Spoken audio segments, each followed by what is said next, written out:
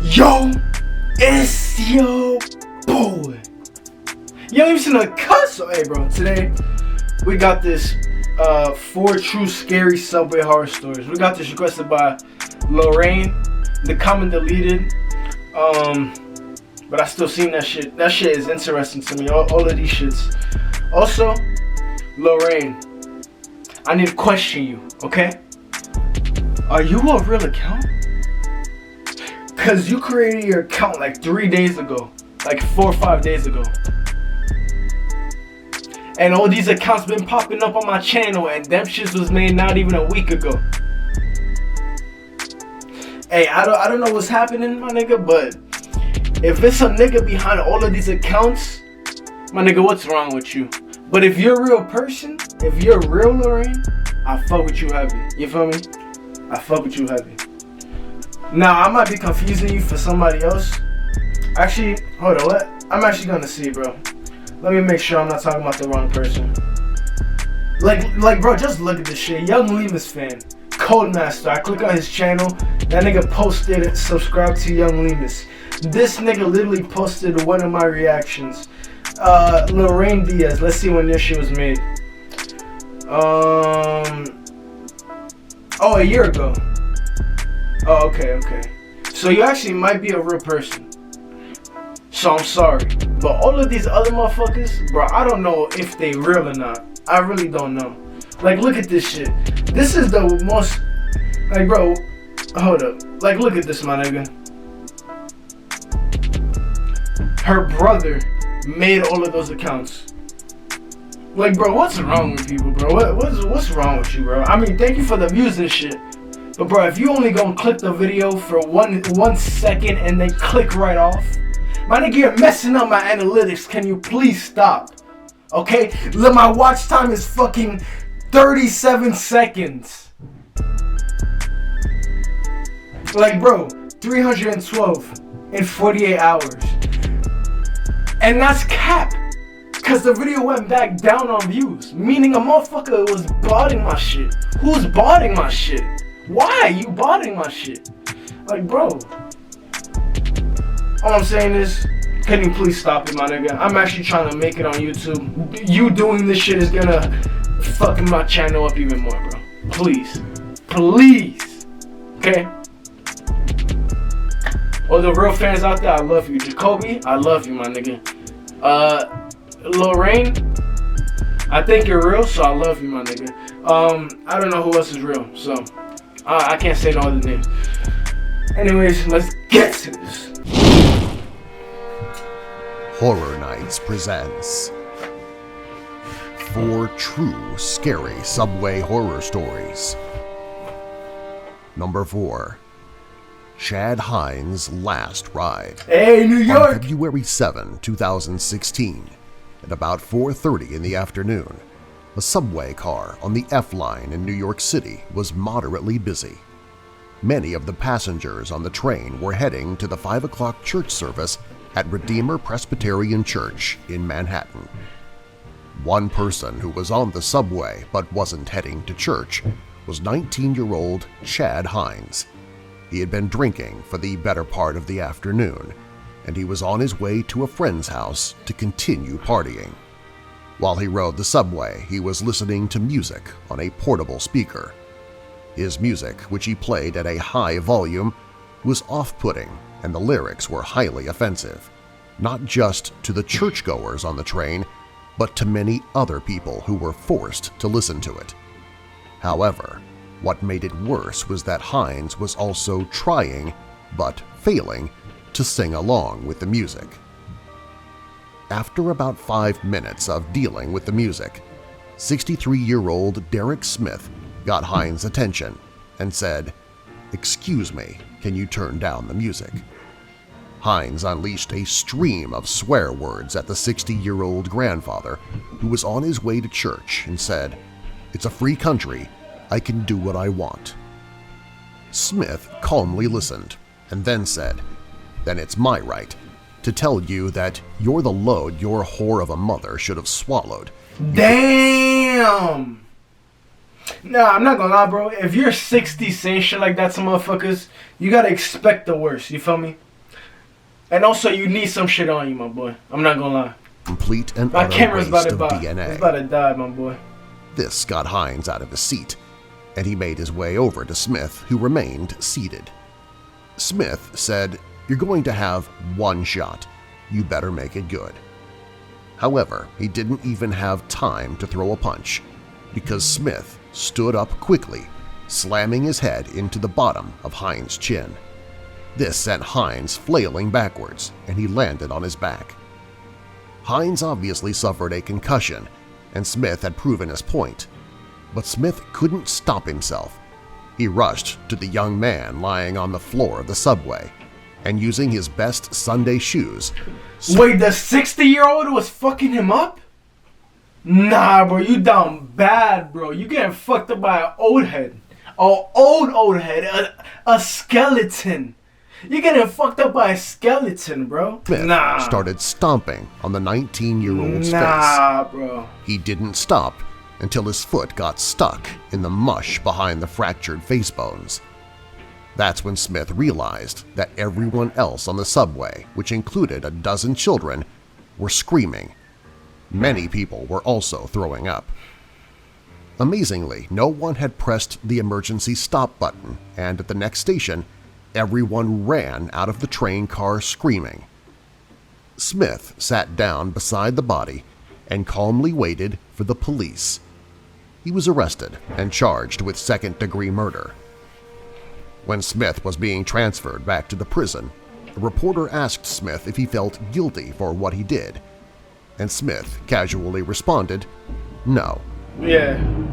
After why the would brutal you attack, Derek was hailed as a bit of a folk hero by some people, while others thought of him as a… I'm not gonna lie. My shit about to die, bro. I gotta put this shit a little bit faster. My shit's like barbarian at who stomped a young man's 5%. face in while children watched. Fuck! We back. My camera died. Thought of him as a barbarian who I'm stomped a put it young back to man's normal. face in while children watched. He is set to go to trial in the summer of 2017. Number 3. The Bloody Metro. On September 18, 1974, the police were called to a subway station in the Paris Metro. In one of the subway cars, blood was splattered all over the back seats and windows. Using forensic technology available at the time, they determined it was human blood, but they weren't sure where the blood came from. There were several people who went missing the day of and in the days leading up to the discovery of the bloody subway car. However, no other body parts were found, so they were not able to confirm whose blood it was. One thing the police did conclude was that there was enough blood in the subway car that whoever it came from was probably dead.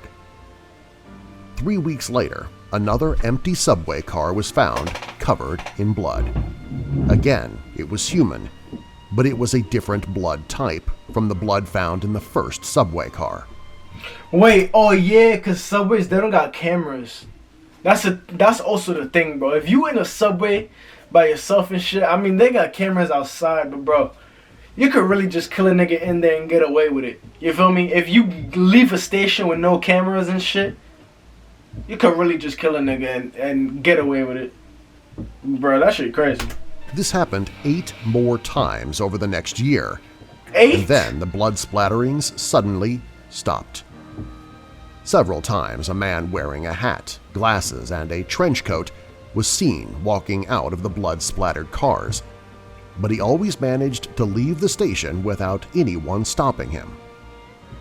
Mysteriously, no other traces of the bodies, like bones or tissues, were ever found. The police speculate that the victims were drained of their blood elsewhere, and then the killer, or someone working with the killer, went to a subway station, waited for an empty train car, and then splashed the blood around the car. In the early 2000s, the DNA that was found in the cars was tested by cold case investigators. They were able to identify 3 of the victims. All 3 were homeless people who went missing 8 to 12 hours before their blood was found. The identities of the other 7 victims are still unknown, as is the identity of the Bloody Splasher, as he was called in the media. Damn. Number 2. The Metropolitan Railway Disaster. On October 1st, 1880, passengers aboard the last train of the night on the Metropolitan 1880? God damn! Railway in London, England, were surprised when their train came to a sudden stop in the tunnel. For several minutes, the train didn't move.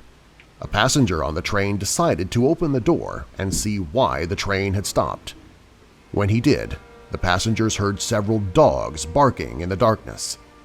Then, a dog jumped onto the car and bit down hard on the man's arm. Everyone in the passenger car started screaming as 2 more dogs jumped into the car, which was carrying 7 other people besides the man who was bitten. The dogs were a Staffordshire Bull Terrier, a Rottweiler, and a German Shepherd, and all of them were foaming at the mouth. Oh yeah, bro. Oh yeah, bro. You in trouble, my boy. Them motherfuckers got rabies. The passengers And they gonna kill your ass. tried to run through the dark subway tunnel. However, all of them were chased down by the 3 dogs. After the attacks, the 3 dogs ran off into the darkness of Bro, why don't y'all just try to kill them? Like, it's 7 against 3. Gravity is obviously 3 people are gonna have to be like hurt. But my nigga, once they're biting onto somebody, cling onto him, grab his neck, and then get another motherfucker, punch his eyes and shit. Like, bro, y'all could easily, you feel me? Y'all could easily beat them. tunnel and presumably back onto the streets of London. 2 passengers and the train's conductor, who had stopped the train because he saw the dogs on the tracks, died as a result of their wounds hours later. The attack was before the discovery of the rabies vaccine, and at that point in history no one had ever survived a rabies infection. Unfortunately, dying from rabies is a horrible way to go. Yeah. First, victims develop flu-like symptoms. Then their mood changes and they become more aggressive. I heard you can't swallow anything. They also develop insomnia, an intense fear of water, and they experience vivid hallucinations. They die because they drown in their own saliva or blood about 7 to 10 days after the onset of the flu-like symptoms. 3 months after being attacked, all 8 passengers were dead. In total, 11 people were killed in the rabid dog attack, making it the worst wild animal attack in London's history. Damn. Number 1. The Toronto Phantom. On January 3, 1999, 23-year-old Quentin Town was killed when he fell off the platform in front of a moving subway car at the Bathurst station in Toronto, Ontario. After the death, the police reviewed the security footage, and they were shocked to see a man dressed in black pants and a black hoodie run up behind Quentin and push him off the platform, before running out of the view of the camera. However, none of the witnesses or the driver of the subway train saw anyone push Town. 2 years later, on April 12, 2001, an officer with the Toronto Transit Commission's Special Constable Services was watching the CCTV feeds when she saw a figure dressed in black clothes run across the platform and push a woman in front of a moving train at St. Clair Station. The victim, 31-year-old Zara El-Madi, was pronounced dead at the scene.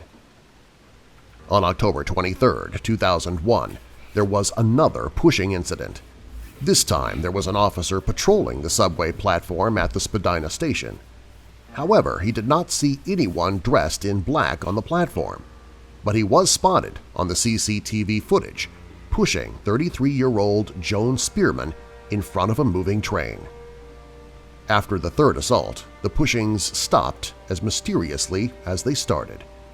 The police have never been able to identify the figure in the dark clothes, and believers in the supernatural speculate that the Phantom Pusher was a violent poltergeist. Subscribe for Wait, more. a poltergeist? Nah, bro, tripping. That was definitely somebody, my boy. But hey, that's the end of it, bro. Be careful in subways, especially in New York. You feel me? Here in Boston, shit's sweet. You feel me? But in New York, You never know what you can encounter. You might encounter a crackhead fucking on the tracks. You might encounter a crackhead trying to push you. If you say no to them asking you for money, you never know what can happen, bro. Or just the last month, a motherfucker shitting in the train. Anyways, bro, that's the video. Remember to subscribe to the channel. I'm finna catch you on the next one, bro. Stay safe.